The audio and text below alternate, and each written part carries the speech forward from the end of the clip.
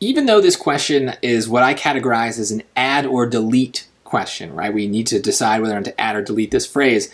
It still basically follows the same principles as the more common ideas question, which is that, accomplishing the goals, right? The question usually has a goal.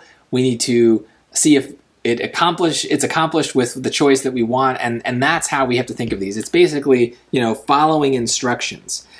These questions are a little annoying because it kind of reverses the process, but it's the same process. We need to follow the instructions. We need to accomplish the goal. The difference is that the goal is not really in the question, it's in the choices. So that's what those becauses are, right? So in each choice, we see that word because.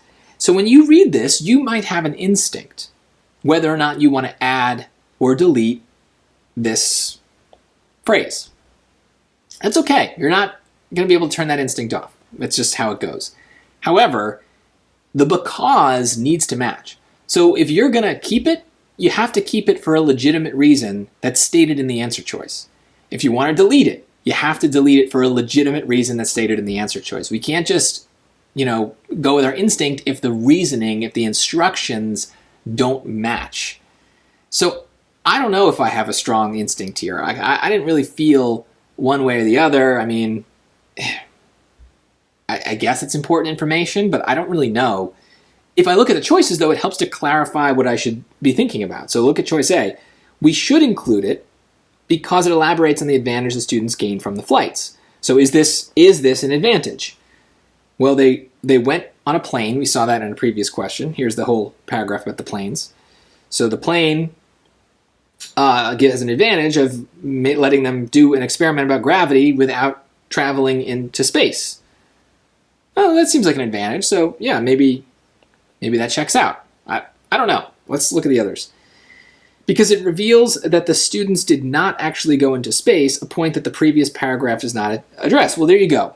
There's an instruction that we need to follow. We can't pick B if we don't go back to the previous paragraph and test whether or not it's true. Do they mention that the students did not go into space? Let's see. On the plane's ascent, passengers feel twice Earth's gravity pull, but for brief periods at the peak of the trajectory, weightlessness or microgravity, similar to what is experienced in space, is achieved. Well, it's saying that they're not in space. It's saying they're on a plane. And it's similar to what's in space, but they're not actually in space, right? Here's again, the aircraft simulates the microgravity environment of space. It's not actually space. It's similar to space, but that's not the same thing. So does the previous paragraph address this idea that they didn't go into space? Yes. So this because is just not true. We may want to include it, but we can't include it for this reason because this reason is dumb, is really what it comes down to. Let's see about no. We have to read these two because, again, I don't have a strong instinct. I gotta see. It shifts the focus away from the students' experiences while on the flights. Well, no, it doesn't. It is about their experience on the flight, right? Their experience is that they did this experiment. So it's not shifting focus away from that. That is still the focus. So I think that's also not true. And D, it restates what has already been said in the sentence. Well, no, it does not. The sentence says, the flights allowed the UCSD students to experience microgravity. It does not say that they didn't go into space to do that. We know that from the previous paragraph, but this sentence, does not say that. And so A is the answer.